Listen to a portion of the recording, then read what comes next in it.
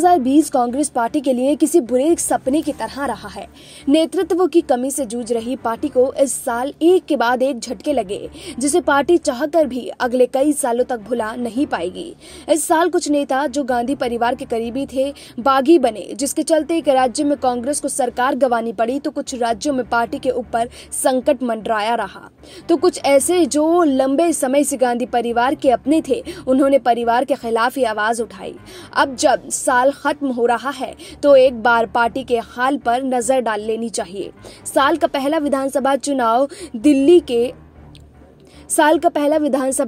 दिल्ली में लड़ा गया, जिसमें पार्टी ने लगातार दूसरी बार अपना सबसे खराब प्रदर्शन दोहराया। 3 बार दिल्ली की सत्ता में रही पार्टी को दिल्ली विधानसभा में एक भी सीट नहीं मिली, लेकिन 1 महीने बाद पार्टी को सबसे तगड़ा झटका लगा जब मध्य प्रदेश में उसके एक दिग्गज नेता ज्योतिरादित्य सिंधिया ने बगावत कर दी। इस बगावत ने 1.5 साल पहले ही 2018 में बनी राज्य की कमलनाथ सरकार को गिरा दिया।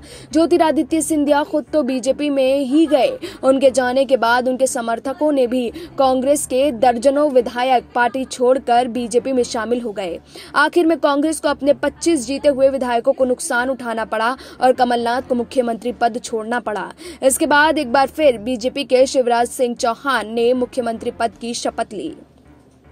ज्योतिरादित्य का पार्टी से जाना कांग्रेस के लिए ही नहीं बल्कि कांग्रेस की ताकत कहे जाने वाले गांधी परिवार के लिए भी झटका था।